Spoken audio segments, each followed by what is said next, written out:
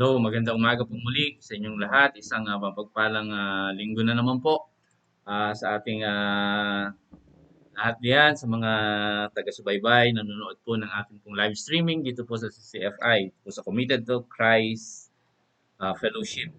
So, dalangin ko rin po ang patuloy po pagpapala ng Panginoon at sumainyo at kung may karamdaman man po, ang dalangin po namin ay kagalingan. At ganun din po sa lahat ng mga may pangangailangan. Tugunan nawa ng Panginoon ang lahat ng inyong pangangailangan at makita niyo nawa na ang kamay ng Diyos ay hindi po nagkukulang sa bawat isang sa Kanya ay nagtatapat. Kaya sa inyo po sa umagang ito, muli po paabot ko ang isang magandang umaga at dalangin ko pa rin po ang patuloy pong pagsama ninyo at maunawaan po natin ano nga ba yung talagang tunay na panukala ng Diyos sa buhay po ng bawat isa sa atin. So maganda po ang umaga at ito po kahit ano man yung ating pinagdaraanan, tandaan po ninyo hindi po yung sitwasyon na nagpapaganda ng araw. Ang nagpapaganda po ng araw ay walang iba kundi yung Kristong nasa sa atin po mga buhay. So kaya nga po kung ikaw ay may Kristo, tiyak lang po ang isang bagay sa atin, maganda ho ang buhay, maganda po ang umaga. Kaya sa inyo lahat, magandang umaga po muli. Tayo po muna dumulog sa Panginoon sa atin pong pananalangin. Tayo po manalangin. Panginoon, maraming salamat po sa iyo. Salamat o Diyos sapagkat alam namin patuloy ka pong sumasama sa amin. Ang patnubay mo'y gabay at ang iyo pong pag-iingat ay sumasa amin. Alam namin, Panginoon, na hindi ka po nagkukulang. At alam din namin, Panginoon, na sa bawat araw sa buhay na ito, sa aming pinagdadaanan, ay hindi ka po, Panginoon, nagpapabaya sa amin. Nakikita namin ang iyong kamay na kumikilos sa aming mga buhay mula sa iyong pag-iingat, sa iyong provisyon, at ganoon din, Panginoon, sa patuloy na pagmamahal na iyong iniibig sa amin. Maraming salamat po. Patnubayan mo, Diyos, ang bawat sa nakakapakinig. Binawasak namin ang anumang gawa ng kaaway. At inihiling namin, Panginoon, maunawaan namin ang iyong dakilang salita, Panginoon, sa aming pong mga buhay. Sangkapan mo po ito ng kapangyarihan mo. Hayaan mo, O Diyos, na ito po ay patuloy po namin maunawaan at maliwanagan kami sa mga bagay na ito. At inihiling din namin sa iyo, Panginoon, sa araw na ito. Bigyan mo po kami ng bagong pananaw. Isang pananaw na nakaugnay sa iyo. Isang pananaw na kung saan ikaw lamang po, O Diyos, ang aming pong inaasahan at dinidependihan. Maraming salamat po. At gayon din, Panginoon, abutin mo po ang bawat kapatiran sa araw na ito. Bigyan mo sila ng desire sa kanilang mga puso na ikaw ay aming masamba sa Espiritu at sa katotohanan na bagamat, Panginoon, ang aming pong sitwasyon ay hindi kami nagkakasama-sama gawa ng pandemic na ito. Lord, hinihiling namin ang kaisahan ng aming isip, ng aming puso, at ng aming espiritu upang sambahin ka, Panginoon, ng sama-sama on air. Kaya, Panginoon, maraming salamat po. I-bless mo ang bawat isa at gayon din, Panginoon, sa bawat isang may inaasahan sa iyo, Lord, give them even the very desire of their hearts. Kaya, Panginoon, salamat po. At sa araw na ito, ano mo, Panginoon, ipong nasain sa amin, ay patuloy mo po, Panginoong, isalig ito sa iyong salita at kaya mo, Panginoon, ang tunay na katotohanan lamang po ng iyong salita ang mahayag sa aming kalagitnaan. Maraming salamat po sa iyo, O Diyos, ang lahat ng papuri, pagluwalhati sa iyo sa tanging pangalan ni Jesus. Amen. Amen. Amen. Gandang umaga ho sa inyong lahat. Muli. So, dun po sa mga taga-subaybay, dun po sa mga nanonood. Good morning po. Yan, Mrs. Sara. Good morning. Yan, magandang umaga sa inyo. At dun po sa ibang mga nanonood na kasama po natin ngayon. So, pasensya na ho kayo, hindi ko mabasa. No? Kaya nanliliit yung mata ko dyan. So, good morning po sa inyong lahat. So, tayo po ngayon ay nasa patuloy naman palagi ang tinatalakay, no? Palagi naman tinatalakay is yung sitwasyong kinapapalooban po natin ngayon. At marami, we call it a crisis, ano? Tinatawag natin crisis. Noon kasi pag sinabing crisis, ay wala ka lang makain. Pag sinabing crisis, gutom. Pero ngayon, yung pinagdadaanan po natin, doon na hindi naman siguro nakakaranas ang marami sa atin ng tinatawag na nagugutom. Spoiled pa nga tayo ngayon eh. 'Di ba? Spoiled para nga maraming mga Pilipino ngayon eh. Kumbaga yung ayuda, yung ibinibigay ng pamahalaan sa atin ay nandoon at hindi naman po nagkukulang. At dun nga sa iba, sobrang hinihingi na nga ho ay refrigerator na. Hindi na nahingi ng mga pagkain sa sobrang dami na raw pa. Gusto na lang nila refrigerator para paglalagyan daw ng pagkain. Well, pero doon sa marami, nakikita natin to sa crisis. Siguro it is because hindi natin magawa yung mga nagagawa natin before. So hindi natin kumbaga hindi natin na-expect itong nangyayaring ito and very limited tayo in our So, sa ating mga pagkilos, hindi ho tayo, mobility natin, hindi ganoon. Pagkatapos, meron tayong mga tinatawag na quarantine, na tayo po ay nasa loob ng ating mga tahanan. At hindi magawa ng marami, walang makapag-malling, wala hong makagala, walang makapasyal. Siguro, yun yung sinasabi ng marami na siguro, hindi ko alam. Sabihin na lang natin, basta nandoon sa krisis. So, yun yung sinasabi ng marami. Well, yun naman yung sitwasyon ay nagaganap po yan. Yun naman pong sitwasyon ay nagbabago naman yan as time goes by. Nababago naman po yan. Pero tingnan ho natin, ano ba yung mga dapat nating maunawaan at matutunan natin when in times of crisis? Tingnan ho natin. Ano ba yan? At bakit ba merong crisis? Siguro iba tinatanong nila yan. Bakit ba merong crisis? Bakit ba merong in times of crisis ay meron bang mga pagsubok, mga paghihirap na dinaranas sa mga tao? Gusto ko pong tignan po natin ito. Actually, wala po ito dun sa ating sa screen. Hindi ko ito nilagay. Yung lahat ng hindi ko inilalagay sa screen ay pakisulat po ninyo at pakipag-aralan po ninyong mabuti. Please lang po. Kung kayo ay merong lapis at ballpen, ballpen o lapis at papel, sulat po ninyo yung mga talata at gusto ko lang po inyong pag-aralan. Hindi ko po ilalagay yan sa screen. Gusto ko lang po makita ho ninyo na kayo din po ay nag-aaral. Ano po? At diyan po sa inyong mga kinalalagyan, gusto ko pong maunawaan ninyo mismo at mangusap ang Panginoon sa inyo mismo. Sabi ng iba, bakit nga ba raw hinahayaan pa mayroong mga crisis na mga dumarating sa buhay natin? Doon po sa aklat ng 1 Timothy chapter 6 verses 7 chapter 6 verses 17 hanggang 19. Ito po yung nakalagay in 1 Timothy chapter 6 verses 17 to 19. Ang sabi ho rito, charge them that are rich in this world, that they be not high-minded, nor trust in uncertain riches, but in the living God who giveth us richly all things to enjoy.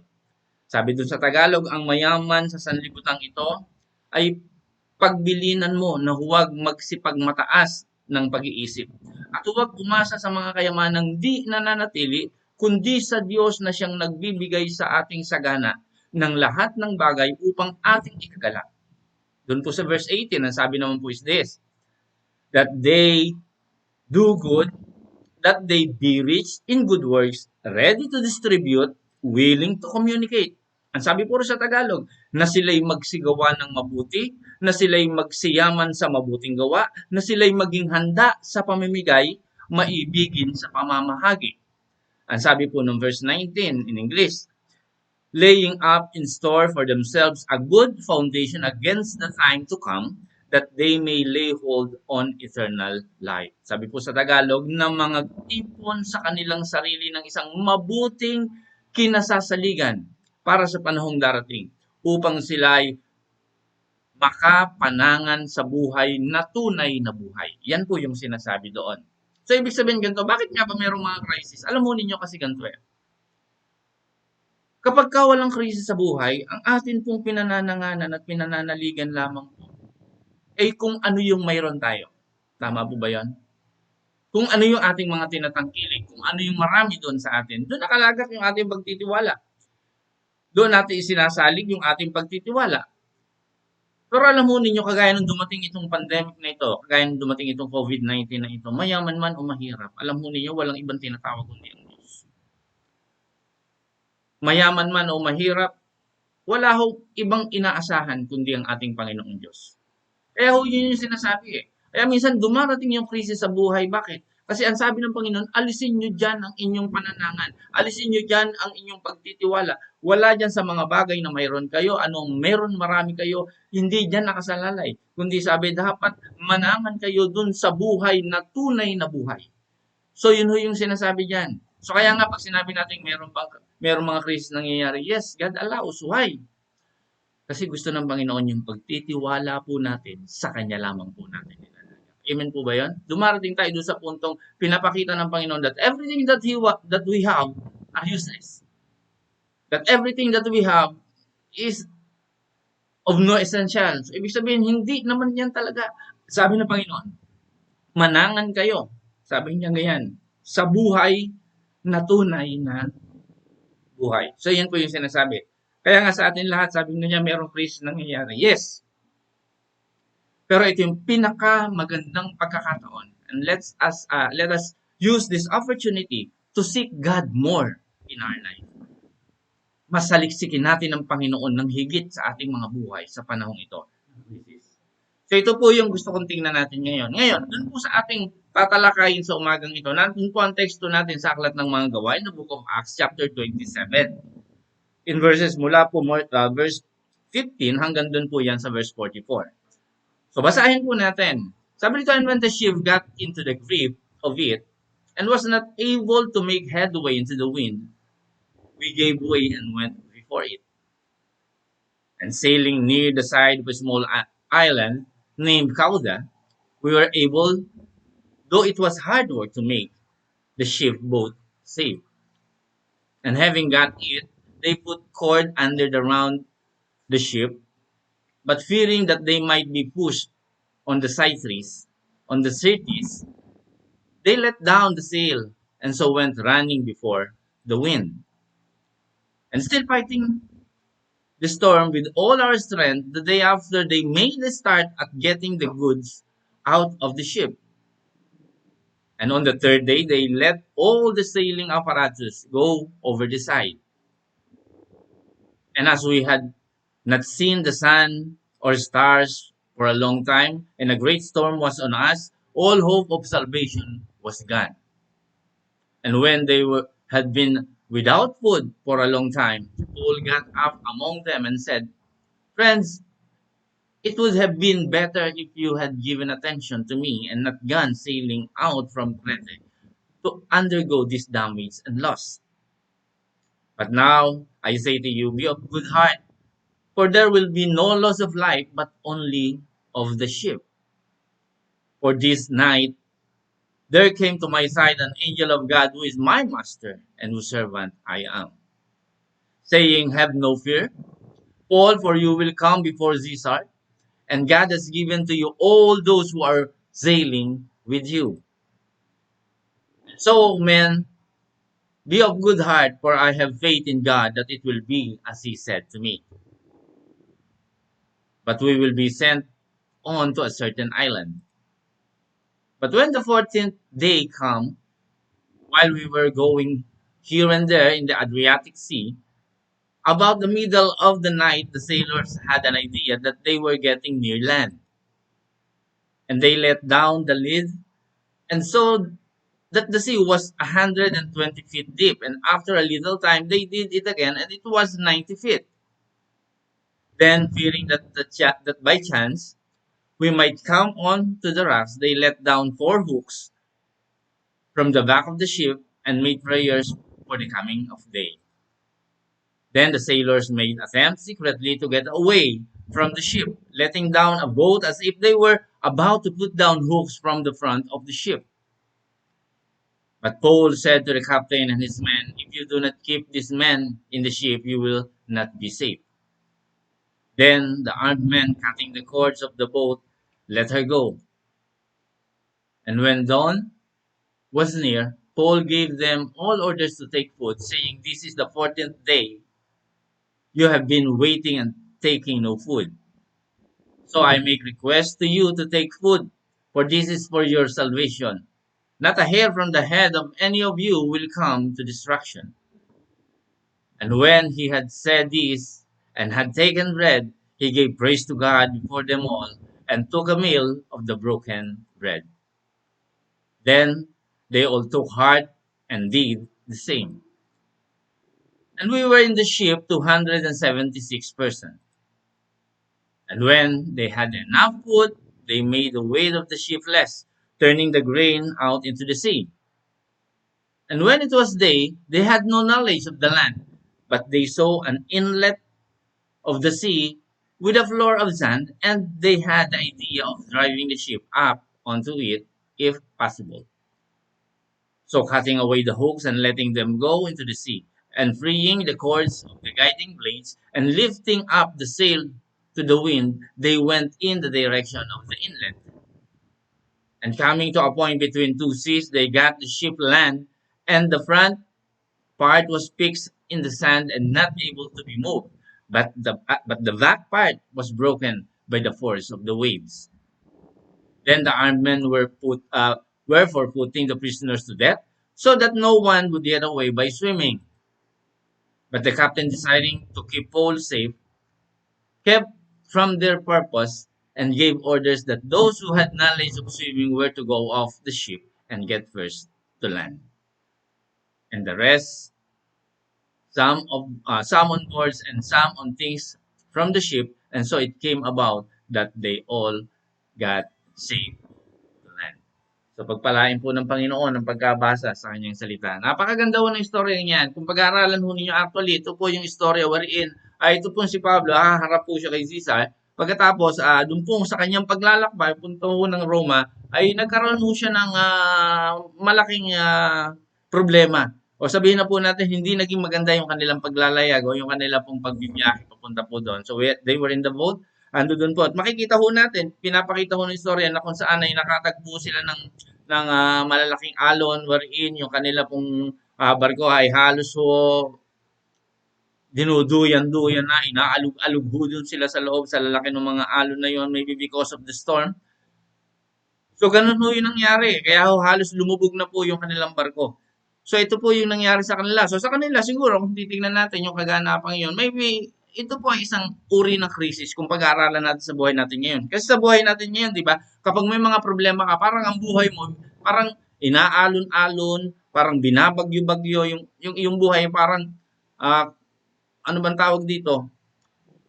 Parang toss to and fro, parang ganun yung nangyayari dun sa ating mga buhay kapag may mga problema ka in life. Parang ganun yung nangyayari. So the same lang din siguro dun sa nangyari sa kanila in the boat. So nung nandoon ho sila, nagkaroon ng problem, nagkaroon ho sila ng problema doon at ang naging problem po nila, ito pong barko nila ay halos po lumubog. Ngayon, tingnan po natin, ignay po natin ito sa krisis na nangyayari dun po sa ating mga buhay sa ngayon. Kung pag-aaralan ho natin ganito, sa buhay ho natin kapag mayroong krisis, meron dapat gawin at meron hindi dapat gawin. Tama po ba? Iba-iba kasi ang reaksyon ng mga tao when crisis come.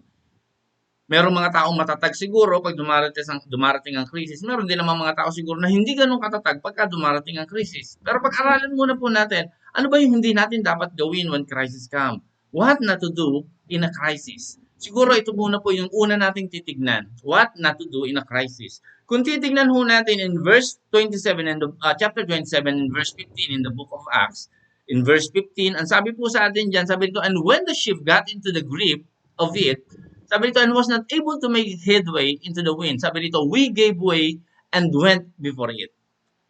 Yan ho yung una hindi natin dapat ginagawa eh. Alam ho ninyo, when crisis comes, number one, don't drift. Ano ba ibig sabihin ng don't drift? Huwag na lang magpati-anod, huwag magpatangay. Di ba? Huwag magpatangay. Alam mo nito, itong mga sailors na ito, itong mga tripulante na nandito, itong mga sailors na ito, nung dumating sila dun sa punto ng buhay nila, dun sa kanilang paglalayag with Paul, makikita ho natin, ang sabi sa atin dyan, in verse 15, ang sabi po sa atin dyan, they give way. Yun po ang sinasabi. Anong ibig sabihin dyan? Sabi dito, we gave way to it and were driven along. Sabi dito, and went before it. Sabi, we gave way and went before it. Sabi ho dun sa isang salin, ang sabi dyan, and were driven along. Anong ibig sabihin? Nagpatangay na lang sila na nagpatangay doon sa Agos. Alam mo ninyo ganito, kapag may crisis doon sa buhay, siguro mas dapat po tayong nagiging matatag. Mas lalo tayong nagiging matibay.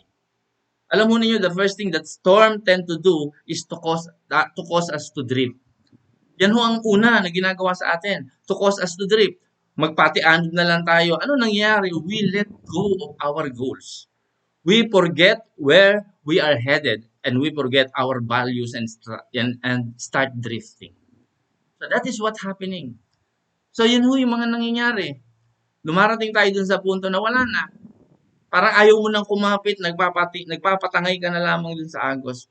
Palagi ko sinasabi ganito, if there is a sign of life sa isang ilog man, sa dagat man, anything na mayroon pong buhay na nando doon, they strive.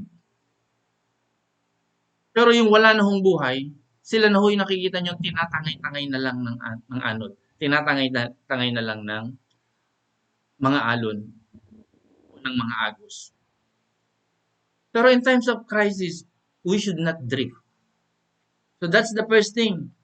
Siguro na dapat nating malaman. Alam mo ninyo, yung mga sailor during the time of Paul, of course, umaasa lang naman po sila saan? Sa stars, umaasa lang naman po sila sa ano man po yung mga nandoon nila. Pero kung titignan ho natin, ang sabi niya, wala naman sila siguro, ewan ko lang kung may compass sila during that time, hindi kagaya ng navigation ngayon. Masyadong high-tech ngayon. Actually, kita mo na ang bagyo, ilang araw pa ang darating, nalalaman mo na. Tapos nakakaiwas ka kasi kung saan nandoon yung bagyo, pwede mong iwas-iwas yung barko. Pero nung panahon nila, hindi, umaasa lang sila saan? Sa star. Umaasa lang sila saan? Sa mga bituin. Kaya lang, kung pag-aaralan nyo mabuti yung binasa natin kanina, makikita natin that they were in total darkness. So yun yung situation nila, they were in total darkness. Kaya ano nangyari? Anong ginawa na lang nila? They start to drift, nagpatianog na lang sila.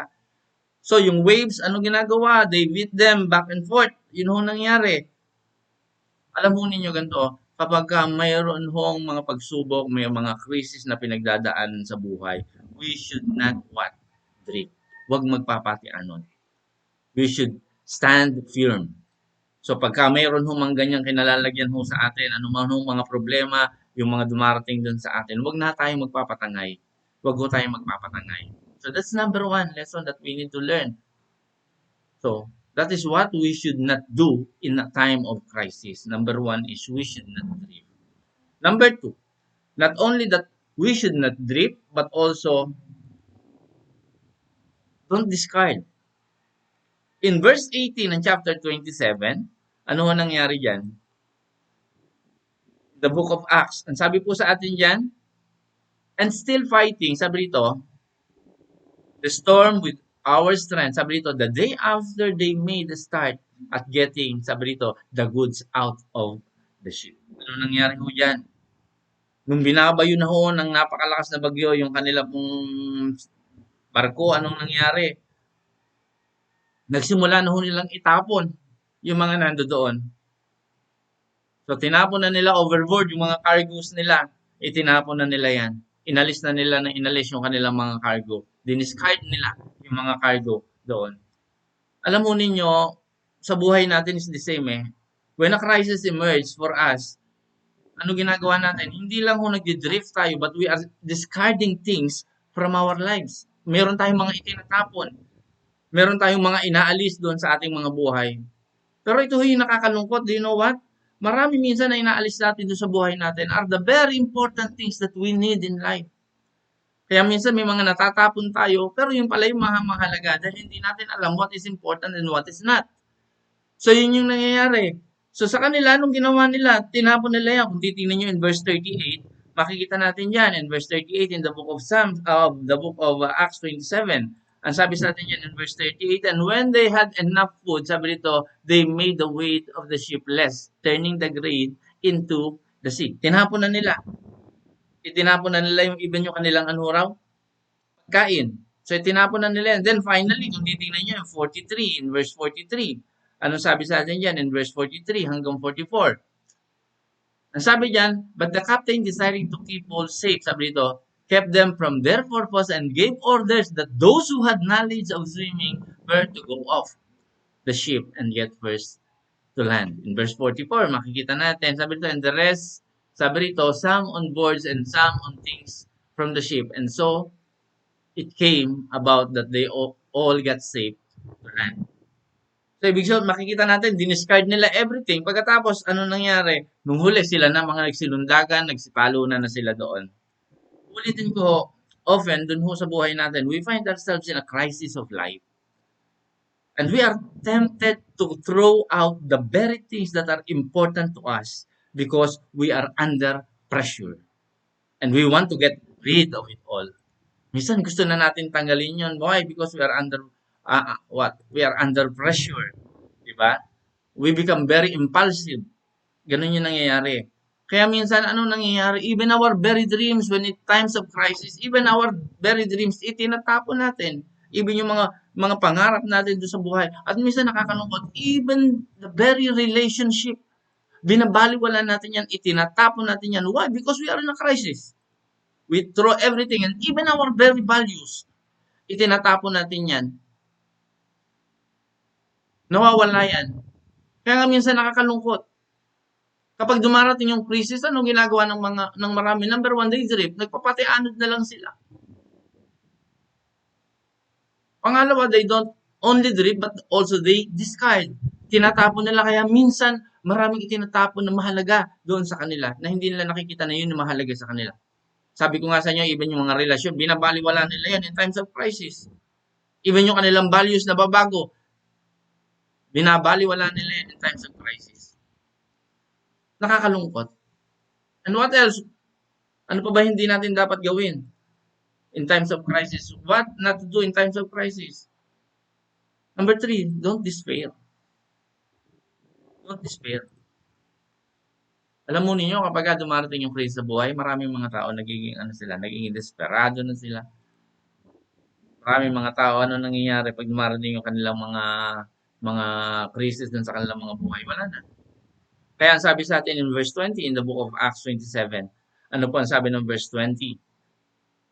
Ang sabi sa atin dyan, and as we had not seen the sun or stars for a long time,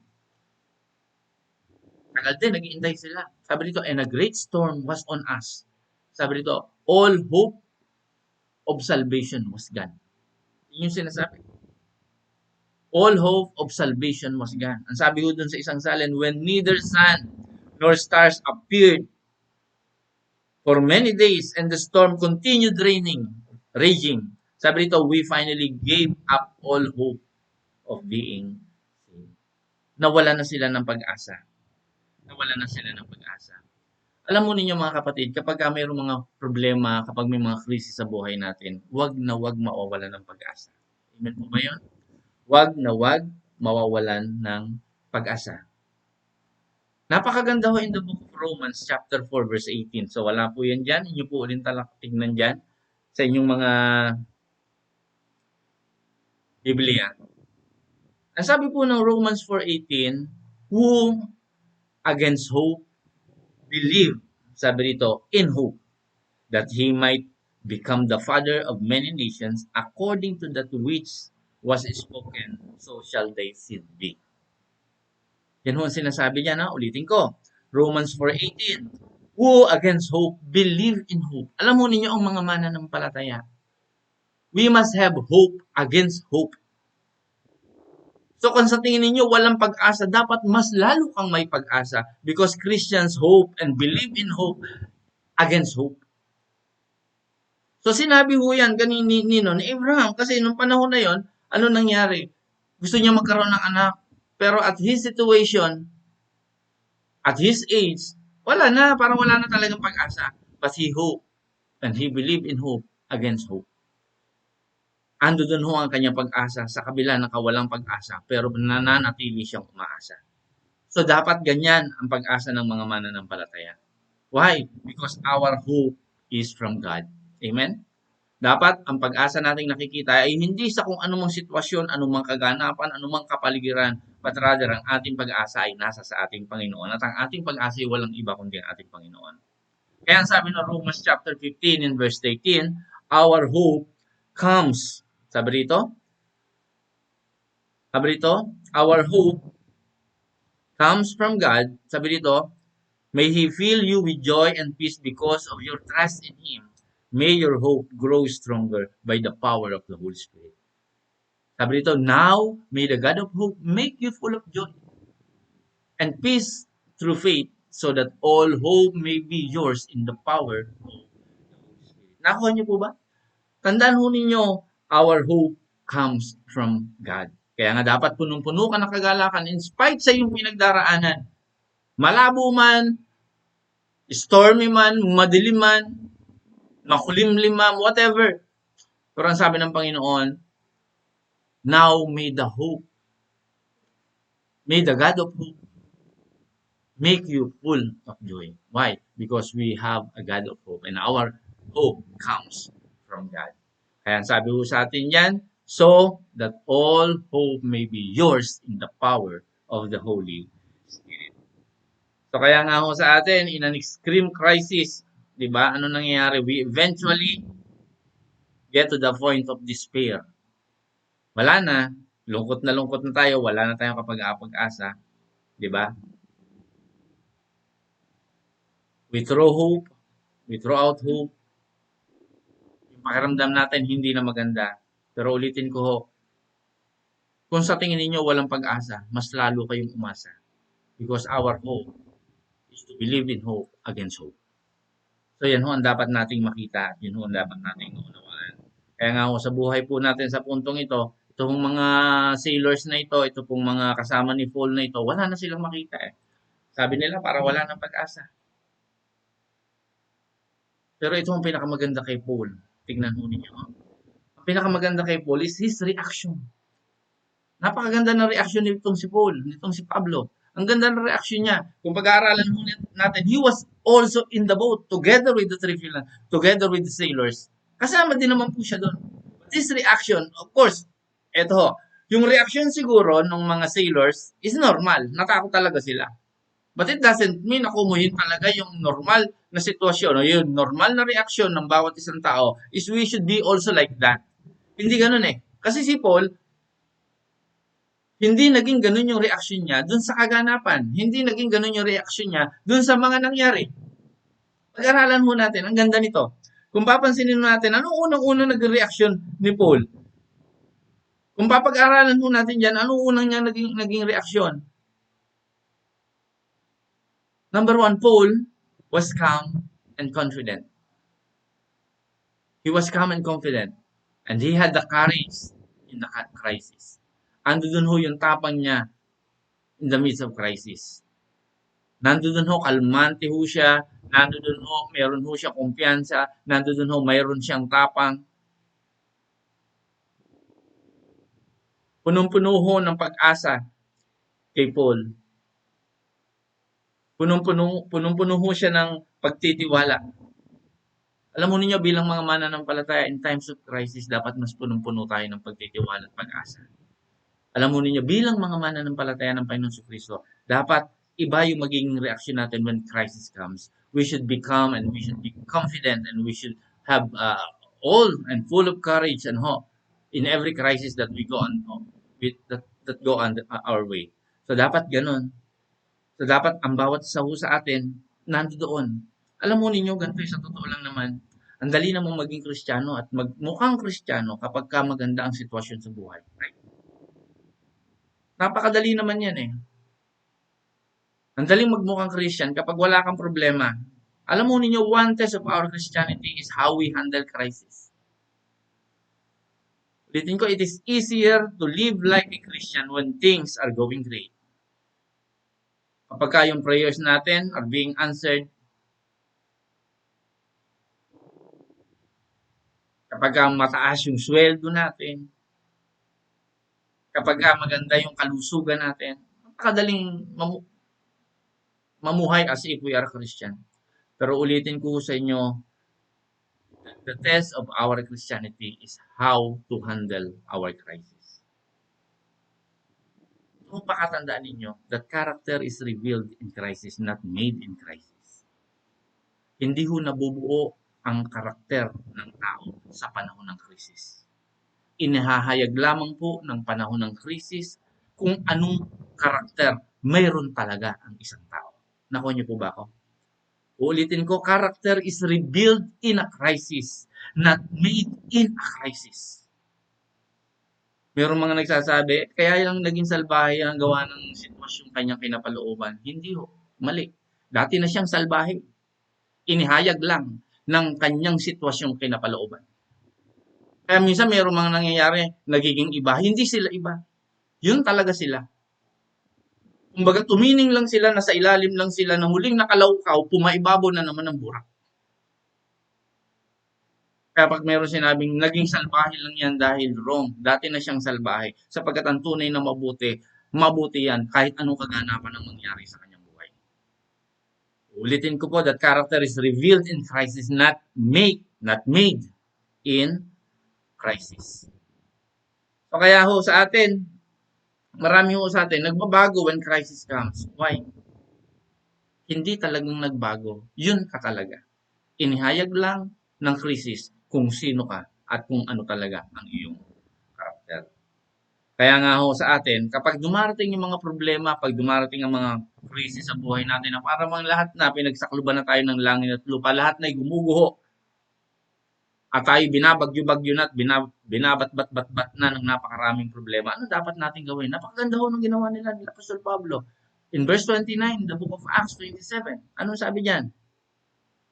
Sabi diyan, then, fearing that by chance we might come onto the rocks, they let down 4 hooks from the back of the ship and made prayers for the coming of day. Di ba napakaganda? Anong ginawa raw nila? Ang sabi niya ganyan, they let down 4 hooks from the back of the ship. Nihulog nila yung angkla. Inihulog nila yung anchor from the back of the ship. At sabi diyan, they pray for the coming of day. Nanalangin sila. Alam mo ninyo, the safest thing to do when we get in a storm is to drop our anchors.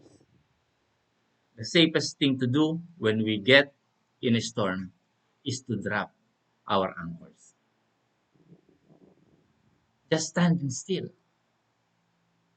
Yun naman ang sinasabi ng Panginoon sa atin eh. Sabi ng Panginoon, kapag may problema ka sa buhay, ano sabi niya? In Psalms 46:10. Ano sabi sa atin diyan in Psalms 46:10? Sabi rito, be at peace in the knowledge that I am God. Sabi diyan, I will be lifted up among the nations. I will be honored through all the earth. Yan ho yung sinasabi. Anong sabi sa atin doon sa isang salin? Sabi rito, be still and know that I am God. Sabi diyan, I will be exalted among the nations. I will be exalted in the earth. Yan ho yung sinasabi. Kaya pag dumarating ho yung mga problema sa buhay po natin, be still, be calm, have confidence, and know that God is God and our God is on the throne and He is doing something for our good. May ginagawa ang Panginoon sa atin. Alam mo ninyo, ulitin ko, yung sitwasyon, nagbabago yan eh.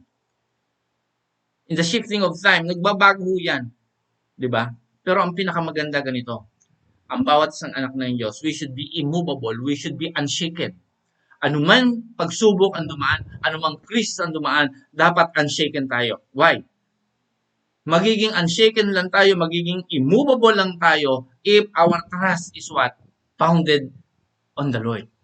Yun ang sinasabi ng Psalms 125 in verse 1. Ang sabi sa atin, Psalms 125 verse 1, those whose hope is in the Lord are like the mountain of Zion, which may not be moved but keep its place forever.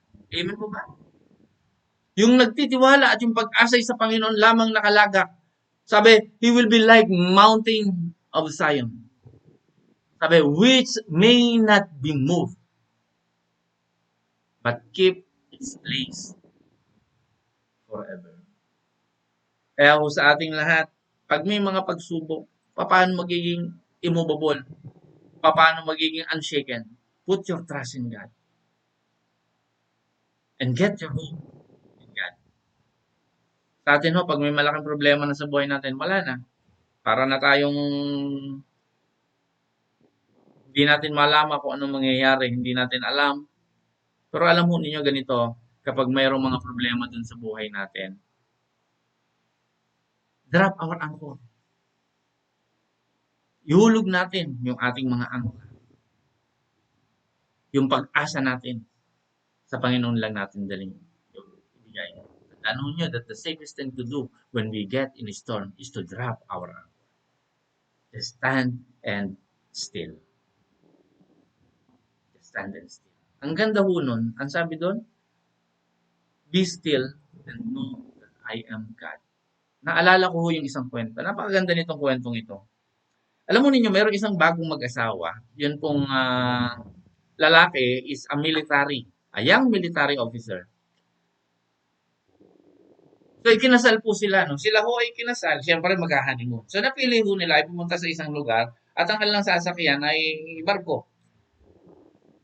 So, yun ho yung sasakyan nila. Kaya lamang po, dun sa kanilang paglalayag, siyempre, dun sa honeymoon, malayo yung pupuntahan nila, nakasakay sila dun sa barko. Yun hong barko nila ay nakaranas ng isang napakalaking bagyo. So, humarap po sila sa napakalaking bagyo at napakalalaki ho ng mga alon na pinagdaanan ho nitong barko na ito. Siguro mga 30 feet high na mga alon, 50 feet high na mga alon. Ganun yung dinaanan ng bagyo. Totoo naman yan nangyayari. Kahit doon sa mga marino, alam ho nila yan. Kaya may mga marino minsan na-aksidente sila kasi lalaki talaga ng mga alon dun sa dagat. So itong mag-asawang ito, bagong kasal na ito ng mga batang-bata pa and the young military officer. So magkasama silang mag-asawa on the boat, on the cruise. Pagkatapos sila yung naglalayag dun sa destination nila for their honeymoon. So yung babae ho, wala na, nagpapanik na yung babae, galit na yung babae dun sa kanyang asawang lalaki. Dun sa military, sa young military officer. Galit na galit siya. Do you know why? Kasi yung young military officer ay hindi natatakot dun sa mga alon at hindi natatakot kahit binabat-bat at binabagyo-bagyo ang kanilang barko at sinisiklot-siklot ng napakalalaking mga alon. Hindi natatakot yung young military officer. So galit na yung napangasawang babae ng young military officer. At talagang iritang-irita sabi niya ganyan, bakit hindi ka natatakot? Alam ho ninyo, hindi na nakapagtimpi yung young military officer.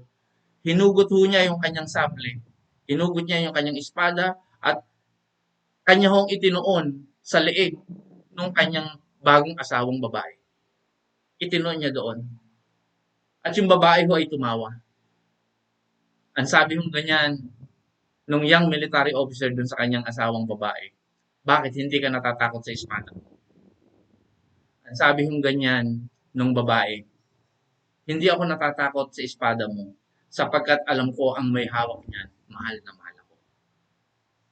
Doon lang napagtanto nung asawang babae kung anong ibig sabihin nung kanyang asawang young military officer. Sinabi nung young military officer, hindi ka natakot sa aking espadang nakatuon sa iyong lalamunan sapagkat alam mong mahal na mahal kita. Sabi ng ganyang young military officer, ganun din, huwag kang matakot sapagkat ang alon na yan, kayang pahintuin ng Diyos. Ang alon na iyan, ang Diyos ang may gawa. Ang lahat ng bagay sa libutan ito, ang Diyos ang may likha. At sabi niya, mahal na mahal tayo ng Panginoon, kaya't wala tayong dapat ikaw. Alam ho ninyo, anumang krisis na nangyayari dun sa buhay po natin. Dumarating tayo dun sa punto wherein yung storms dun sa buhay natin na parang takot na tayo. We want to give up and wala na, sobra na nagpapanik tayo. Pero what? Pakaisipin ho ninyo, ang Diyos na may kontrol ng lahat ng bagay, ang siyang may hawak ng lahat at may kontrol ng lahat ng sitwasyon sa ating buhay. At ang may hawak na yan at may kontrol ng lahat ng sitwasyon sa ating mga buhay, mahal na mahal tayo. Kaya dapat hindi tayo natatakot. Kaya yun ang nilalaman. Sabi niyan, be still and know that I am God. Be still and know that I am God. Hindi ho tayo dapat natatakot. Alam mo ninyo, sa buhay na ito, marami naman talagang umaatake sa mga mananampalataya. Tama po ba yan? Maraming umaatake sa mga mananampalataya. Pag-aralan nyo lang ang Biblia. Ano po ba yung mga bagay o ano po ba yung mga umaatake o nag-a-attack? What are the things that attacks Christians? Number one is place. Kasi sa Bible, mayroong mga place na ginagamit ang Panginoon. Tama po ba? May mga place na ginagamit ng Panginoon. Pinakita sa Biblia, place na kung saan ginagamit niya. The same din, may mga places wherein ginagamit din ni Satan. So maybe, that can cause, one thing siguro, to attack Christians. Hindi tayo magpapakatagal doon. Ganon din ho, meron ho mga tao na ginagamit si Satanas. Diba? Especially fake Christians. Ginagamit yan, what? To attack Christians. Para atakihin ang mga mananampalataya. Ginagamit yan ni Satanas, what? To accuse Christians. To accuse real Christians. Ganun lang naman talaga yun eh. Anong gagawin? Para wasakin yung mga tunay na mananampalataya, gagamit yan. At para makita na sila hindi naman iba, they pretend to be a Christian. So kaya marami mga fake Christians are what? Are those quote-unquote Christians that attack the real Christians. So akala ngayon ng iba, oh, pare-parehas. No, hindi ho pare-parehas. Hindi po pare-parehas. Meron hong mga mananampalataya, quote-unquote, who are just pretending to be Christians. Alam niyo na naman po yun. Kaya lang maraming mga tao natatakot tayo when they attack. Pero alam mo ninyo in 1 John chapter 4 verse 4, ang sabi po sa atin dyan is this, you are of God. Sabi dito, my little children, and you have overcome them, because he who is in you is greater than he who is in the world. Wala akong dapat ikatakot ang mga mananampalataya. Whoever attacks us, hindi tayo dapat matakot. Do you know why? Because we are what? God's children. Sabi dito, and you have overcome them because he who is in you is greater than he who is in the world. Napakaganda. Ano pa pong sinasabi sa atin na Isaiah chapter 54 in verse 17? Ang sabi diyan, no instruments of war which is formed against you will be of any use. Ang sabi diyan, and every tongue which says evil against you will be judged false. Sabi diyan, this is the heritage of the servant of the Lord, and their righteousness comes from me, says the Lord. Yan ang sabi. Ang sabi po sa atin niya, walang armas na ginawa laban sa iyo ay pakikinabangan. At bawat dila na gagalaw laban sa iyo sa kahatulan ay iyong hahatulan. Sabi dito, ito ang mana ng mga lingkod ng Panginoon. Sabi dito, ang katuwiran nila ay sa akin. Sabi ng Panginoon. Alam mo ba ninyo, ito ang problema natin. Alam niyo kung bakit maraming mga mananampalataya ang asartalo? Maraming mga Christians asartalo kapag sinisiraan ng mga quote and quote daw, Christian daw sila. Ng mga mapagkunwaring mga mananampalataya. Alam niyo kung bakit? Ito. Kasi maraming mga mananampalataya, hindi tayo nagdadwell in the presence of God. Ako niyo po ba ako? Hindi tayo nagdadwell in the presence of God. Anong ibig kong sabihin? Hindi malakas yung spirit ng Lord na nandoon sa atin because we do not want to dwell on the presence of God. Kaya ano nangyayari? Tayo ang asartalo. Do you know why? Kasi mas malakas ang demonyo nila kaysa sa espiritu ng Diyos na nasa atin. Pero alam nyo, kung mas malakas ang espiritu ng Diyos na nasa sa inyo, hindi nyo papansinin ang mga paninira, anumang mga akusasyon ng mga mapagkunwaring mga mananampalataya. Tandaan ho ninyo, ang sabi ng Biblia, greater is He that is in me than He that is in the world. At ito ang nakakalungkot. Ang sabi sa atin in Philippians 3:18 to 19, sabi dito, for there are those, of whom I have given you word before. Yun daw yung mga pretending Christians, fake Christians, false Christians. Ang sabi dito, and do so now with sorrow, who are haters of the cross of Christ. Sino raw ang haters of the cross of Christ? Ang haters of the cross of Christ are those people who are assassinating the reputation of those children of God. So who are the haters of the cross of Christ? The pretending Christians, the false Christians, the fake Christians. Anong sabi ng verse 19? Whose end is destruction. Nakakalungkot naman. Whose end is destruction. Sabi dito, whose God is the stomach. Yan naman talaga ang totoo. Marami naman nagkukunwaring Kristiyano just to gain favor. Why? Because of their stomach. And whose glory is in their shame. Whose minds are fixed, sabi dito, on the things of the earth. Hindi ba? So yun yung makikita natin. Kaya nga ganito, maraming mga tao, asartalo lang yung maraming Kristiyano. Alam mo niyo ang pinakamaganda, linger on God's presence.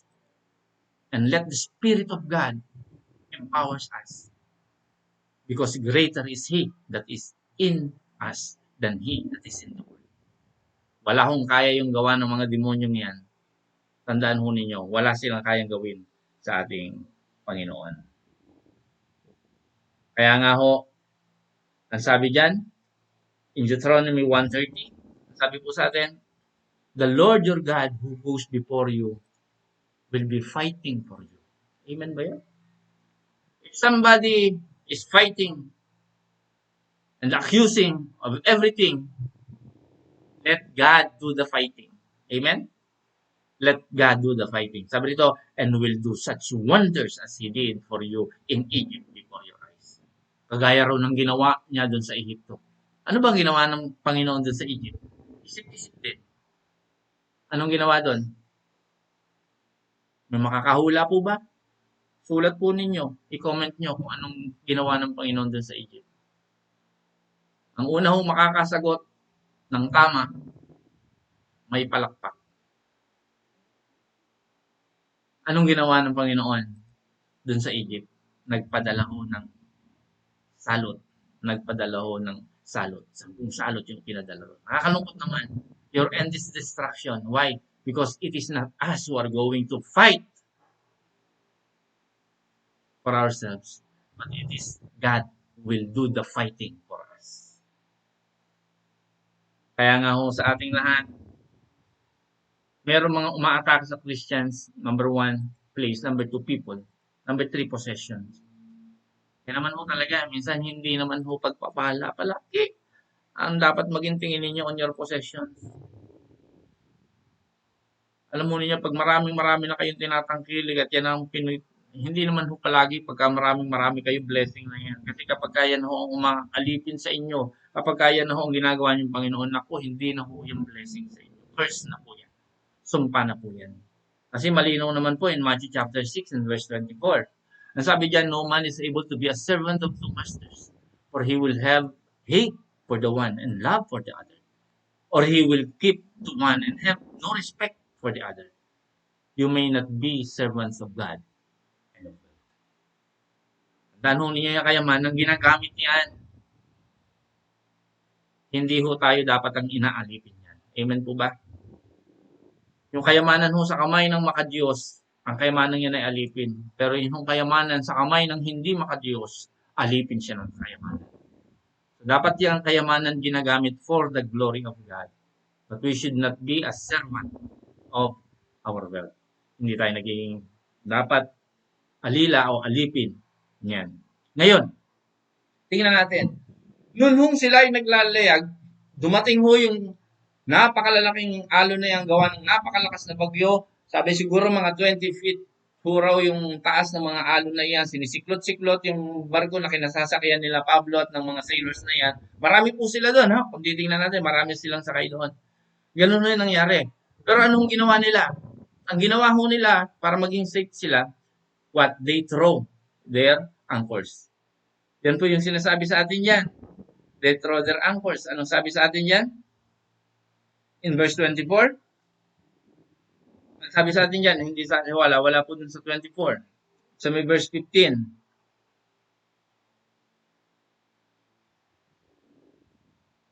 Ang sabi ho dyan, and when the ship got, yan, doon na lang ho, basahin nyo na lang sa mga sumusunod. So ang sabi doon, hinulog nila yung 4 na angkla. So hinulog ho nila, the 4 anchors, yun yung sinasabi dyan, the 4 anchors, hinulog po nila yon.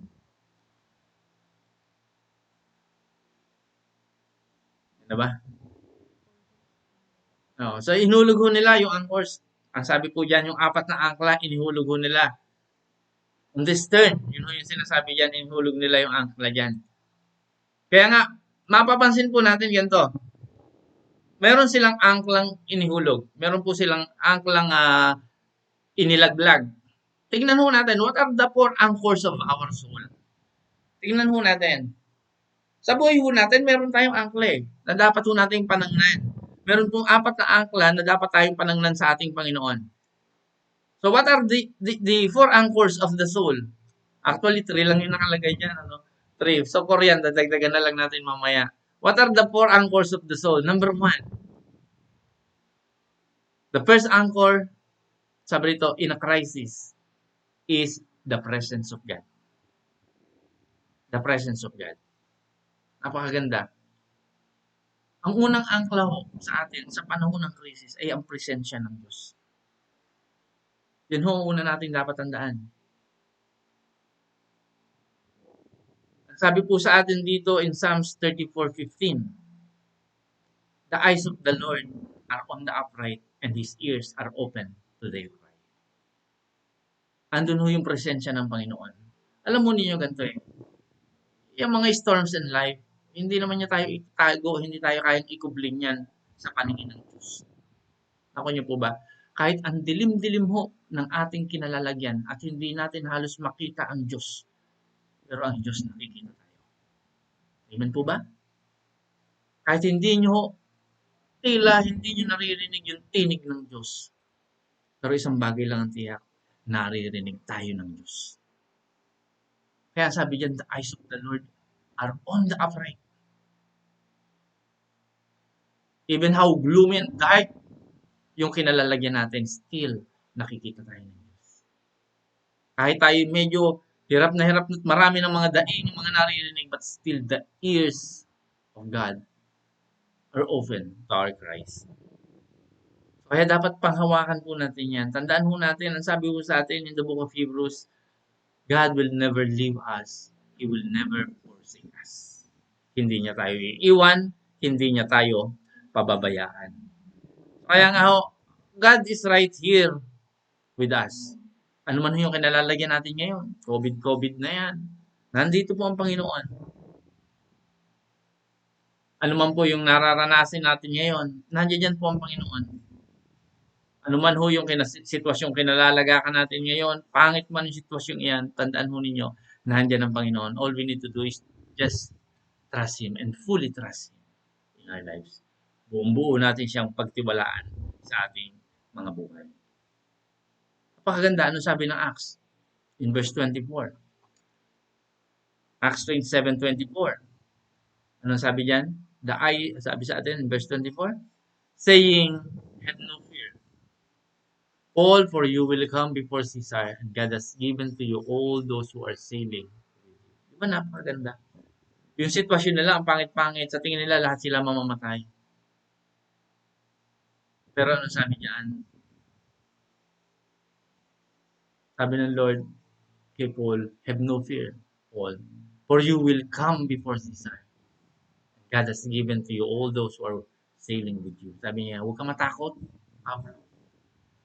Haharap ka kay Caesar. At lahat ng kasama mong yan, walang mamamatay yan. Walang maaano dyan. God has given to you all those who are sailing with you. Nakuha niyo po ba? Maganda. Alam mo ninyo, we should not be afraid. Sabi niya ganyan, huwag kang mag-alala. Haharap ka kay Caesar. Bakit? Kasi ang Diyos, sabing ganyan, mayroong ipinangako sa iyo. May ipinangako sa iyo. Kaya nga ganito eh, kung ang unang angkla na dapat nating panghawakan sa buhay natin in times of crisis is what? The presence of God. The number 2 anchors in a crisis is God's purpose. It's God's purpose. So yan po. Meron pong layunin ng Diyos sa buhay ng bawat isa sa atin. Alam po ninyo, hindi naman tayo nilagay ng Diyos sa ibabaw ng mundong ito just to occupy space. Hindi naman tayo nilagay ng Lord dito just para mag-occupy lang ng space. No. May layunin ng Diyos. Mayroong specific purpose ng Lord sa buhay ng bawat isa sa atin. May specific plan ng Lord sa buhay ng bawat isa sa atin. Tandaan ho ninyo that storms are simply temporary setbacks toward fulfilling that purpose. It's just a temporary setback. So, meron layunin ang Diyos sa bawat isa sa atin. So, lahat ng mga mananampalataya, huwag po tayo matakot. In times of crisis, hulog lang natin yung angkla natin. Number 1 anchor is the presence of God. Number 2 anchor is not only the presence of God, but God's purpose in our lives. So, panghawakan po natin yan na meron siyang layunin, meron siyang plano sa buhay natin. Isaiah chapter 14, verse 27. Isaiah 14:27, for it is the purpose of the Lord, sabi rito, of armies, and who will make it of no effect? When His hand is stretched out, by whom may it be turned back? May layunin ng Diyos. Sinong makawawasak ng layunin ng Diyos sa buhay natin? Wala. Wala akong makawawasak ng layunin ng Diyos sa ating mga buhay. So, ang punto natin ganito, may layunin ng Diyos sa atin. Mag-focus lang tayo more on God's what? Purpose in our lives. So, doon tayo tumingin. Tingnan natin na may layunin ang Diyos sa buhay ng bawat isa sa atin. Kaya nga ho, in verse 25, in the book of Acts, ang sabi sa atin dyan, ang sabi ni Pablo, verse 25, ang sabi ho dyan, and so, sabi rito, O men, be of good heart, for I have faith in God, that it will be as He said to me. May pangako ang Diyos sa kanya. May pangako ang Diyos sa kanya. So, kaya sabi ng Panginoon, ang sabing ganyan, Ang sabi ng Panginoon sa kanya, meron akong pangako sa iyo. Sabi niya ganyan. Sabi, may layunin ako dun sa buhay mo. Meron akong purpose dun sa buhay mo. Meron akong layunin. So, ang sabi niya ganyan, huwag kayong matakot. Sabi niya, be of good heart. Sabi niya ganyan, magtiwala lang sa Panginoon sapagkat mayroong sinabi ang Panginoon sa akin. May inihayag ang Panginoon sa akin. Alam mo ninyo mga mananampalataya, mayroon nung layunin ang Diyos sa buhay natin. At alam ko namang may sinabi ang Panginoon sa inyo. That God has a plan for your life. Malinaw naman yan, hindi naman yan lihim. Diba? In the book of Jeremiah, ano sabi sa atin? For I have a plan for you, a plan to prosper you and not to harm you. Diba? A plan to give you a future. Yun yung sinasabi ng Lord sa atin. So, panghawakan po natin kung ano yung layunin at kung ano yung plano ng Diyos sa buhay natin. Kaya nga po sa ating lahat, ulitin ko, mayroon pong mga angkla. Mayroon ng angkla ang Panginoon. Ano yung mga angkla na yun ng Panginoon? Number one, na angkla dun sa buhay natin is what? The presence of God. Number two anchor is what? God's purpose. And number three is the providence of God. Mamaya na tayo sa promise. Nadagdag ko po kasi ito. The providence of God. The providence of God. Napakahalaga po niyan. Mahalaga po yan na anchor sa buhay po o ng bawat sa atin. The providence of God. Alam mo ninyo, sa totoo lang, makikita naman natin ang kamay ng Diyos na kumikilos in times of crisis. Tama po ba? Kahit lang ngayon, sa pinagdadaanan natin, nakikita niyo ba kumikilos sa kamay ng Diyos sa buhay niyo? Hindi nagpapabaya ang Panginoon. His providence is there. Nandoon po yung kamay ng Diyos, kumikilos yung po ang Panginoon sa buhay ng bawat sa atin. Hindi ho siya nagpapabaya. Kaya sa atin lahat ng mga nandarito, panghawakan po natin, hindi ho nagkulang ang Diyos sa buhay ng bawat isa. Ngayon ho natin nakikita yung mahimalang pagkilos ng kamay ng Diyos. Ano sabi ng Psalms chapter 57 and verse 1? Psalms 57 and verse 1. Sabi po sa atin in Psalms chapter 57 and verse 1,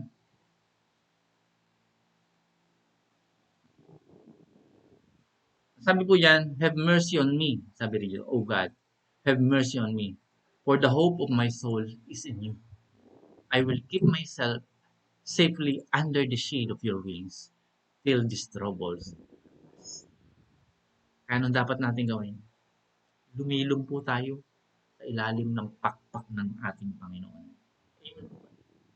Ando dun ho, pagkilos ng Diyos, pinoprotektahan tayo ng Panginoon, yung providence ng Diyos ay nandiyan. Last, what anchor do we need? Yan po yung kanina. The fourth anchor is God's promise.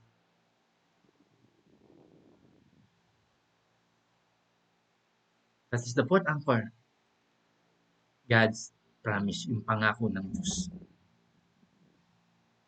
Napakaganda po nung pangako ng Panginoon sa ating lahat. Tandaan ho natin that we have a God na kung saan hindi bumabalik sa kanyang pangako. So that's the fourth anchor. God's promises. Yung pangako ng Diyos sa buhay ng bawat isa sa atin. In Deuteronomy chapter 1 and verse 11, ang sabi po sa atin dyan in Deuteronomy 1:11, may the Lord, the God of your fathers, make you 1,000 times greater in number than you are, and give you His blessing as He has said. May pangako po ang Panginoon, and that is to bless His children. Pagpalain ang kanyang mga anak. Amen po ba yun? Sabihin yung sarili nyo, amen. Di ba? So, nandun po yun. May pangako ang Panginoon sa atin. Ang sabi po niya sa atin yan, i-bless niya tayo just as He has said. Sinabi niya, may pangako ang Panginoon. In Hebrews chapter 6 verse 13, anong sabi sa atin? Hebrews chapter 6 and verse 13.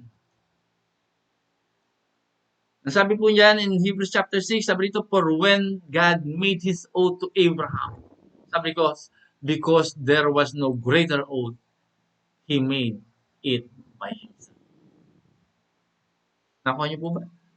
Sabi dito, the Lord God of your fathers make you, at sabi sa atin dyan, in verse 13 in Hebrews 6, for when God made a promise to Abraham, because he could swear by no one greater, sabi dito, he swore by himself. He swore by himself. Yun po yung sinasabi ko. So nangako siya. Nangako siya sa kanyang pangalan. And surely, pagkakaloob ng Panginoon yan. Ano sabi ng verse 14? Ang sabi po ng verse 14 sa atin dyan, Hebrews 6:14, ang sabi po sa atin dyan in Hebrews chapter 6 and verse 14, saying, be certain that I will give you my blessing and make your numbers very great. Amen po ba? Tutuparin ng Panginoon ang kanyang pangako sa atin. So kaya anong dapat natin gawin bilang mga mananampalataya? Just endure. Manatili lang po tayo, magtapat lang po tayo. Why? Because we are going to obtain the promise of God. We are going to obtain the promise of God. Alam mo ninyo yung pinakamaganda ganito no? Is that you achieve something because that is what God promised you. Amen po ba?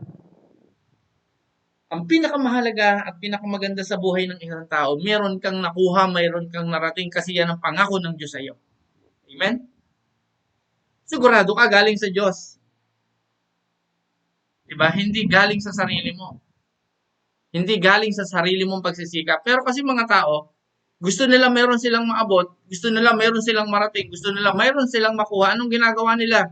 Hindi nila inaasahan yung pangako ng Diyos. Diba? So, ibig sabihin, they achieve something not because of God's promise, but because of their padulas.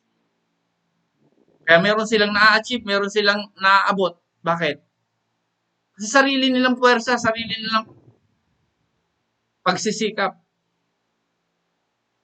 Kaya iba nalagay sa ganitong lugar, nalagay sa ganitong posisyon. Bakit? Kasi ang galing maglangis. May kasabihan ho ako. Ang kasabihan ko ito, ang taong magaling maglangis, tiyak may papaandarin.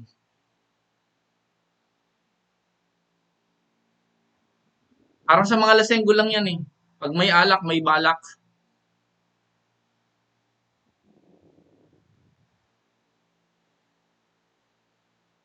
Alam mo ninyo ganito, ang pinakamahalaga sa buhay ng tao, yung mayroon kang narating, mayroon kang naabot, mayroon kang na-achieve kasi yun ang pangako ng Diyos sa'yo. Amen po ba yun? Safe ka doon. Safe ka doon. Do you know why? Because ang tunay na promotion comes not from other people. Ang tunay na promotion not comes from what we can do. Ang tunay na promotion sa Diyos yan ang gagaling. Amen ba yun? In Psalms 75, 6 to 7, ano sabi dyan? Psalms chapter 75, in verses 6 to 7. Ang sabi niya, for promotion cometh neither from the east, nor from the west, nor from the south. Ano sabi ng verse 7? But God is the judge, putting down one and lifting up another. Kanino nagmumula ang promotion? Sa Lord. At itong makakatandaan ninyo, success without and apart from God is a failure. Success without and apart from God is a failure. Kung ikaw ay nagtatagumpay, hiwalay, at wala ang Panginoon, failure ka. Sapagkat real success draws you nearer to God and not pull you away from God. Yun ang tunay na tagumpay. At ang Diyos, kailanman po hindi sumira sa kanyang pangako sa kanyang mga anak. At ang mga tunay na anak ng Diyos may pangako. Ang sabi ng Panginoon, ipopromote kita. Ang sabi ng Panginoon, itataas kita. Ang sabi ng Panginoon, pagpapalain kita. Amen po ba? Siguro sa inyo naiisip ninyo at naiingit kayo dun sa ibang mga tao. Sabi ngayon, bakit yung iba naman, hindi naman nila iniisip maging maka-Diyos? Hindi naman nila iniisip ang mga bagay tungkol sa spiritual nilang buhay. Baliwala naman sa kanila yon. Bakit sila yung pinagpapala? Bakit tila yata sila pa yung mga nagpo-prosper in life? Bakit tila yata sila pa yata yung mga walang problema? Yung mga tao na wala namang Diyos at hindi naman iniisip ang Diyos nila, bakit sa panahon ng pandemic, parang sila yata yung hindi nag-aalala sapagkat sila yung marami. Huwag niyo ho silang kainigitan. In Proverbs chapter 3 verse 31, Proverbs chapter 3 and verse 31, anong sabi? Sabi po dyan in Proverbs 3:31, do not let your heart. Sabi po, sabi dito, have no envy of the violent man or take any of his ways as an example. Sabi po dun sa isang salin, do not let your heart envy sinners. Sabi dito, but live in the fear of the Lord always. Yan po ang sabi. Ano sabi sa atin in Proverbs 24:19-20? Ano po ang sabi diyan? Do not be troubled because of evildoers or have envy of sinners. Ano sabi ng verse 20? For there will be no future for the evil man. The light of sinners will be put out. Nakuha niyo po ba? Kaya kung kayo ay dumarating doon sa puntong natetempt kayo, parang mas mabuti pa nga yata yung wala sa Lord, parang mas umasenso. Ito na ho, iwanan ko na lang sa inyo. James chapter 5 verse 5. Ano po sabi? You have been living delicately on earth and have taken your pleasure. You have made your heart fat for a day of destruction. Ito po ang salin dun sa isa.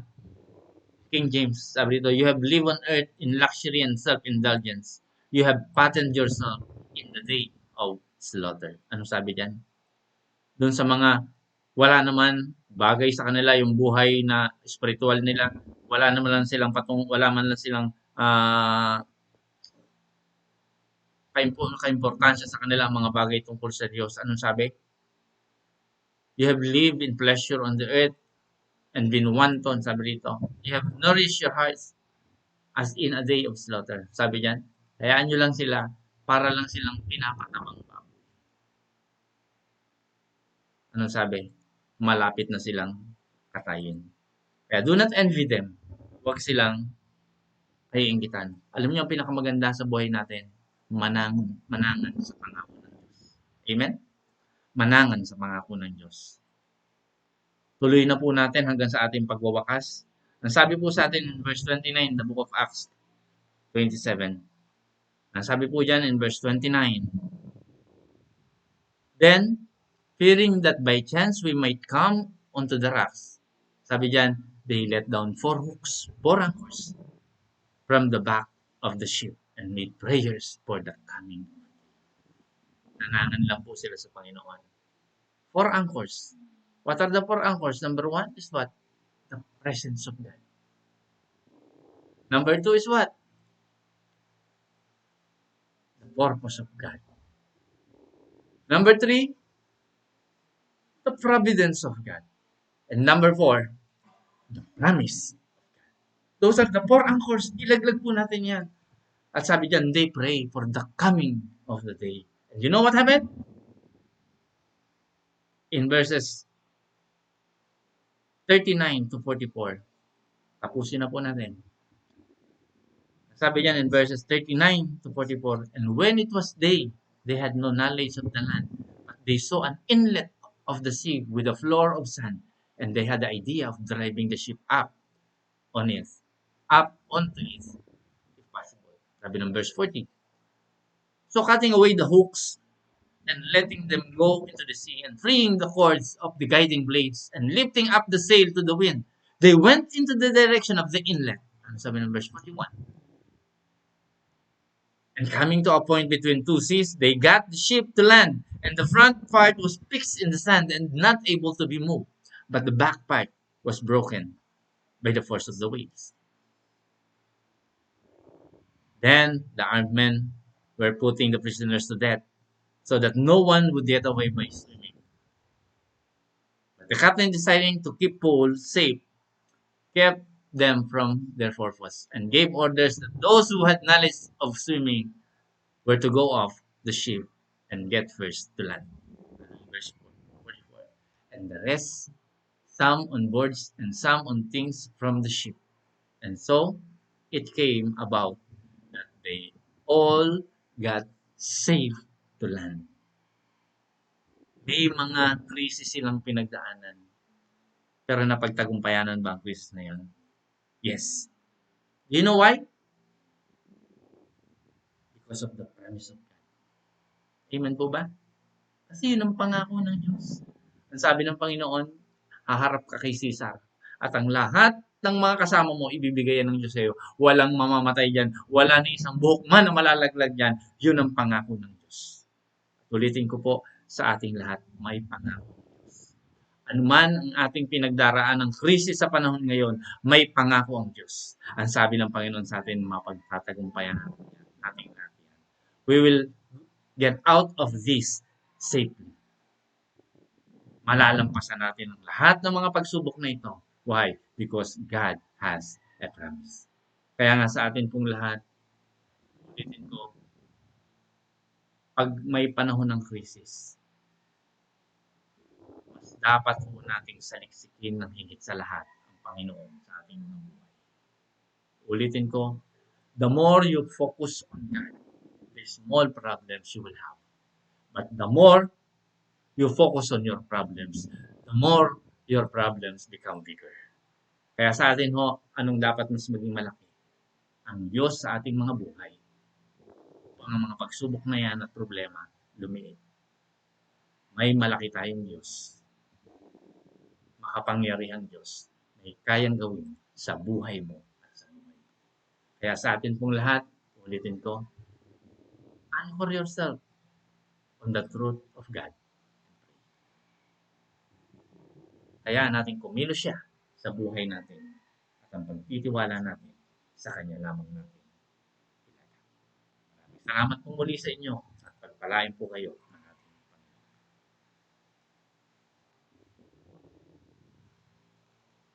Muli po sa atin pong mga announcement. Yan, sa mga may kaarawan po. Kay Fritz. Fritz, happy birthday. Belated happy birthday sa iyo, Fritz. Kung nanonood ka, ay belated happy birthday. So, patuloy ka lang at patuloy na lumago sa biyaya ng ating Panginoon. Kaya mo ng Panginoon ang patuloy na maluwalhati sa iyong buhay. Ganun din, belated happy birthday kay Karina. Karina, gusto rin pala ang birthday mo. So, happy birthday din sa iyo, Karina. At ang Panginoon nawa magbigay ng iyong ninanasa, yung desire ng puso mo, ang Lord din ang magkaloob sa iyo. So, ito po. So, baka meron pa po tayong may kaarawan dyan. Please shout out. So, i-comment nyo lamang po kung sino yung mga may kaarawan pa. Kung kayo hong may birthday, sabihin nyo po, happy birthday to me. Okay lang po yun. Para nakikita po namin dito. So, binabati po namin kayo ng isang maligayang kaarawan. At dalangin ko po na ang pagpapala ng Diyos ay patuloy pong sumainyo. Sa lahat po ng mga nagdaraos ng kaarawan na ito, trust in the Lord and He will give you the desire of your heart. So, happy birthday, Karina and Fritz, belated. At ganoon din ho, patuloy po tayo sa patuloy na pananalangin po natin sa magkapatid na Hiron, kay Jivet at kay Gilbert. Doon po sa continuous healing po nila, yung kanila pong kalusugan. So, pagpalain po natin sila. So, magandang umaga, Nini, watching from Cavite. So, doon po, at ganoon din po, yung patuloy pong pag-iingat po ng Panginoon doon sa mga kapatiran po natin abroad, kina Marlene, kina Maribel, kina Redeline, doon po sa iba pang mga kapatiran natin, sila Sister Mimi, doon po sila sa California, mga nasa California po sila. So, doon po sa iba na mga nandoon po. Yung po mga nakaabot po ng streaming po natin dyan abroad, please let us know that you're watching so that we can greet you. So, pagpalain po kayo ng Panginoon dyan. Stay safe. Ingatan po kayo ng Panginoon dyan. So, gayon din po, patuloy po nating ipanalangin po yung mga may karamdaman. Ano po? Ganon din po yung pag-pray po natin yung sitwasyon po natin dito po sa San Juan. Gawa po ng, nagkakaroon po ng problema yung mga may alagang baboy po ngayon dito. Meron po tayo, ano ba yung sakit natin ng baboy ngayon? Nagbababoy. Ano ba ang sakit nun? Meron, So, yun. So, may mga namamatay daw kahapon. May nakausap po kami, mga alaga nilang baboy. Meron daw 70 na baboy na matay na. Iba raw na buhay pa, inilibing na rin daw. So, pag-pray natin, wala namang imposible sa Panginoon. So pag-pray natin kung yan ba ay swine flu or ano man po yung sakit na yan, alam naman natin kaya ng Panginoon yan. So lahat po ng mayroong alagang baboy, in the name of Jesus, nihiling po namin Panginoon ang iyo pong pag-iingat doon po sa kanilang mga alaga. At hayaan mo po Panginoon na ang kanila pong mga alaga ay protektahan mo Panginoon at hindi po sila magkaroon at maglala sa anumang kalugihan. Salamat Panginoon sa pangalan ni Jesus. So yun po, maraming salamat po. At muli po, atin pong inuulit dun po sa mga nagnanasa po na patuloy na sumuporta po dito sa ating gawain. Nandiyan po sa ilalim ng screen, kung mababasa po ninyo yung ating pong account number, nandiyan din po yung ating GCash application. So, dun po sa nagnanasang magkaloob, dun po sa mga gustong mag-tithes, mag-offering, ay maaari nyo pong ibigay at padala dyan po sa mga nasabing mga accounts na yan. So, maraming salamat po sa inyo. At muli, ay hinihiling ko po na patuloy po tayong sumama sa atin pong bawat pagtitipon, online. Patuloy din po tayong sumama sa atin pong bawat pananambahan. Ugaliin po natin gaya ng ginagawa natin palagi na tayo po ay sama-sama, na tayo po ay dumudulog sa Panginoon doon po sa atin pong pananalangin at ganoon din po doon po sa ating mga pagsamba. So, ugaliin po ninyo, wag nawa po kayong datna ng Panginoon nakahiga at sumasamba sa Panginoon. Bagkus maupo po kayo sa isang lugar at kayo po ay sumama sa amin. Ano po? At kayo po ay makiawit, kayo po ay umawit ng mga papuri at pagsamba. Kayo po ay manalangin habang kayo po ay nandiyan. Hindi ko po kayo nakikita sa mga pagkakataong ito. Nakikita ko lang po that you're online. So, kayo po ay nanonood. But please worship with us. Samahan po ninyo kami sa ating pagsamba sa ating Panginoon. So tayo po ngayon ay dumulog sa ating Panginoon, sa ating pong pananalangin. Let us pray. Panginoon, maraming salamat po sa iyo. Salamat o Diyos sa iyong kabutihan. Salamat sapagkat alam namin o Diyos na ikaw ang Diyos na hawak po at patuloy pong magpoprotekta sa bawat sa amin. Maging sa amin pong mga ari-arian, sa aming mga tinatangkilik, even sa mga may piggery, may mga pagbuyan na yung Panginoon, even anuman po yung kanilang mga business, Lord, bantayan mo po ito. At kaya mo, Panginoon, na makita nila silang titiwala sa iyo, Panginoon, ay patuloy po bubuin mo yung ang kanilang pananampalataya sa iyo. Maraming salamat, Panginoon. Ganyan din sa bawat may karamdaman, kagalingan po para sa kanila, sa bawat may kalumbayan, comfort, Panginoon, ibibigay mo po sa kanila. At doon po sa mga mayroon pong anxiety, Panginoon, sa aming sitwasyon, Lord, bigyan mo po sila ng kapayapaan, bigyan mo sila ng joy sa kanilang mga puso. At ganyan din, Panginoon, hiniling po namin sa bawat sa may pangangailangan. Lord, you are our provider, O God, and you're our anchor, O God, because you are a God, O God, that will provide everything that we need, O God, in this life, most especially in this time of pandemic, O God. Maraming salamat, Panginoon. Lord, pagpalain mo rin po ang bawat isang kapatid, ang mga nanlalamig, ang bawat isang nanghihinawa dahil sa kanilang sitwasyong kinalalagyan. Lord, we pray, O God, for the flame of your Spirit, Panginoon, to aflame them, O God, to rekindle again their flame, O God, and let them be on fire again in their faith. At yun din, Panginoon, dalangin namin. Patuloy, Panginoon, ay ipakita mo sa amin that you have a purpose for everything that is happening in our lives, Panginoon. Maraming salamat po, Panginoon. Lord, strengthen us as we continue to battle this pandemic. Lord, bigyan mo kami ng katatagan. And Lord, we ask for your protection sa lahat po ng pamilya na bumubuo po ng CCFI. Maraming salamat po. Pagpalain mo, O Diyos, ang bawat isa. At ayaw mo, Panginoon, sa bawat isang may hanap buhay, may trabaho, Lord. Bless them, O God. Bigyan mo sila ng katalinuhan, bigyan mo sila ng kalusugan. At lahat ng pinakamabuti, Panginoon, usal namin sa kanila sa pangalan ni Jesus. At ngayon, pabaon mo, O Diyos, sa amin ng iyong dakilang basbas ng iyong pagpapala. Ang Diyos na pinagmumulan ng kapayapaan, na siyang bumuhay sa ating Panginoon Kristo, na naging dakilang pastol ng mga tupa dahil sa kanyang dugo, ang nagpatibay sa walang hanggang tipan. Naway ipagkaloob niya sa inyo ang lahat ng kailangan ninyo upang maisagawa ang kanyang kalooban at sa pamamagitan ni Kristo ay gawin niya sa atin ang nakalulugod sa kanya. Papurihan nawa si Kristo ngayon at magpakailanman. Amen, amen, at amen. Pagpalain po kayo ng Panginoon, humayo kayo mapayapa. Taglayin po ninyo ang pag-iingat ng Diyos.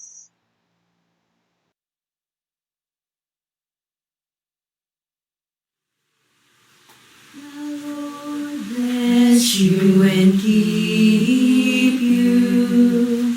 The Lord lift his countenance upon you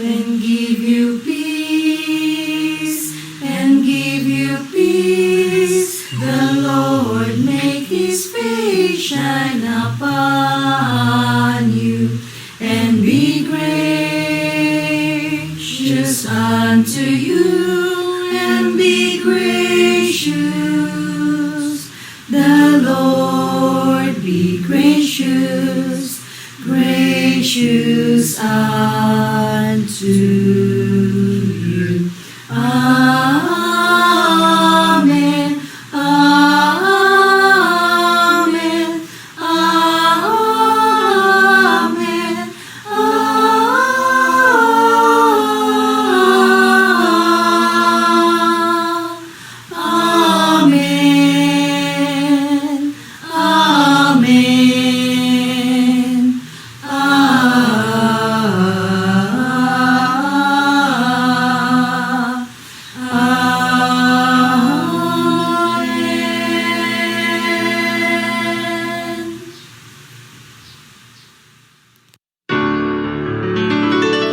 God is good